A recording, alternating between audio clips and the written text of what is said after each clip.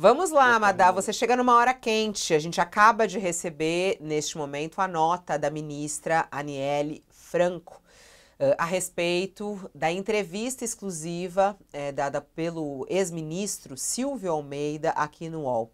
Antes até de eu trazer essa nota da Aniele, eu queria até colocar um dos trechos principais da entrevista do Silvio Almeida, a nossa colega aqui, Adriana Negreiros, na qual ele fala que foi tudo um jogo político e que a própria Aniele foi vítima dele. Vamos assistir esse trecho da entrevista exclusiva de Silvio Almeida aqui no UOL. Eu acho que a ministra Aniele Franco, ela caiu numa armadilha que é da falta de compreensão de como funciona a política, a mesma armadilha que eu caí também. Eu não tenho problema nenhum em considerar que eu não prestei atenção em coisas que eu deveria ter prestado mais atenção. Eu acho que a ministra Aniele da mesma forma. Eu acho que ela se perdeu num personagem.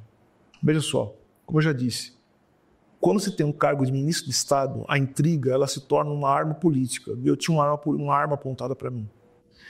O que eu acho que aconteceu, a minha hipótese, eu acho que para tentar me desgastar, para tentar lidar com as divergências que ela eventualmente tinha comigo, ela participou desse espalhamento de fofocas, de intrigas sobre o meu comportamento, mas o objetivo talvez fosse minar minha credibilidade, tirar meu espaço em certos círculos, enfim, da elite carioca, da academia, pessoas ligadas ao sistema de justiça, ou seja, me queimar, né, como a gente costuma dizer, em certos meios. Pois bem, só que, como eu disse, esse tipo de intriga vira uma arma, principalmente quando você é ministro de Estado. E não se pode fazer esse tipo de coisa sem que isso ganhe uma consequência. E, obviamente, que isso foi capturado. Dessa intriga, dessa fofoca, isso se tornou objeto de interesse do jornalismo. E disso se tornou um caso de interesse das autoridades policiais. E foi hipotecada uma crise enorme para o governo por conta disso. Eu acho que ela perdeu o controle da narrativa. E aí sobrou a ela duas opções diante do tamanho da crise, né? Ou ela se retratava, dizia o seguinte: olha, isso não aconteceu de fato, o que eu estava fazendo simplesmente era aquele jogo de intriga para, de alguma maneira, tirar a credibilidade do Silvio. O outro caminho que ela podia ter tomado era o caminho de dobrar a aposta na história inverídica, criar uma crise enorme para o governo, colocar em xeque políticas importantes, tanto do Ministério da Igualdade Racial como dos Direitos Humanos, que ia ter descontinuidade, certamente, e destruir a minha vida pessoal, destruir a vida da minha família. Tá aí, esse é um dos trechos dessa longa entrevista que a Adriana fez, com vários pontos, e a gente acaba de receber a nota da ministra da Igualdade Racial, Aniele Franco. A nota diz o seguinte, eu vou ler na íntegra, abre aspas: a tentativa de descredibilizar vítimas de assédio sexual, minimizar suas dores e transformar relatos graves em fofocas e brigas políticas é inaceitável. Na véspera de prestar depoimento à Polícia Federal como investigado, o acusado escolheu utilizar um espaço público para atacar e desqualificar as denúncias, adotando uma postura que perpetua o ciclo de violência e intimida outras vítimas. O direito à defesa é assegurado, mas não pode ser usado como instrumento de desinformação e revitimização. Insinuar retaliações descabidas contra quem denuncia é uma estratégia repulsiva que reforça estruturas de silenciamento e impunidade.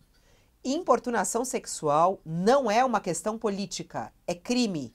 Sendo assim, reitero minha confiança na seriedade das investigações conduzidas pela Polícia Federal e reforço meu compromisso com a defesa das vítimas e o combate à violência de gênero. Fecha aspas, ministra da Igualdade Racial, Aniele Franco. Bom, é assim que ela responde, então, às declarações feitas por Silvia Almeida.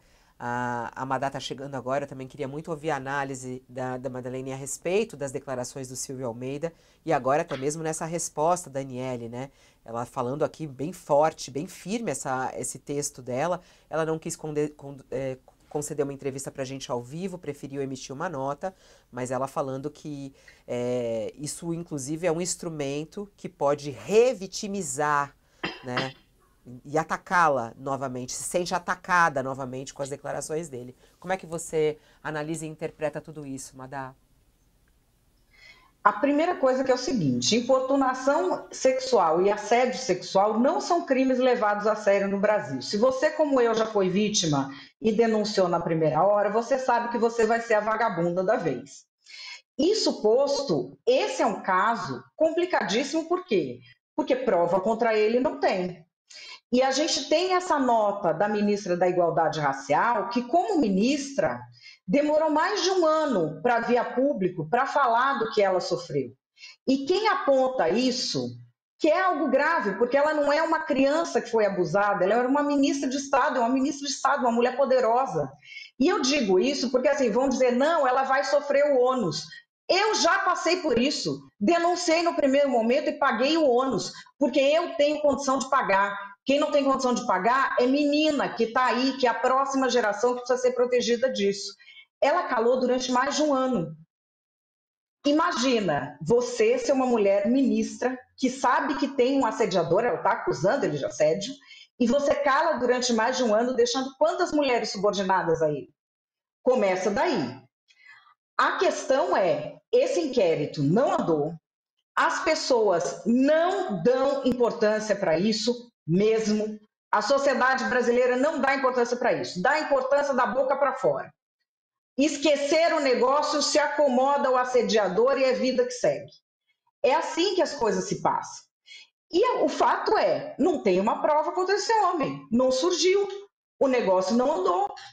E podem condenar a estratégia dele, mas ele está no direito dele.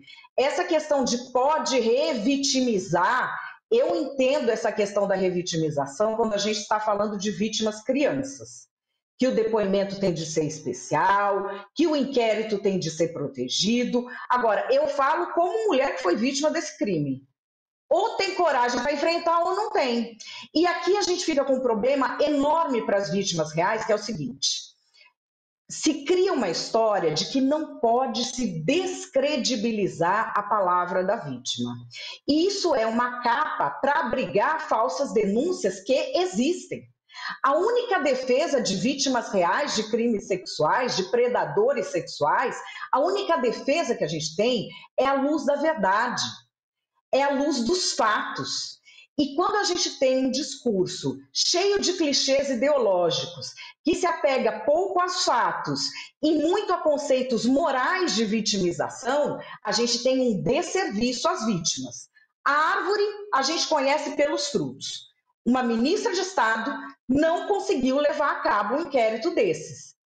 O que vai ser, então, da menina que não tem proteção nenhuma, da mulher pobre que está sofrendo isso?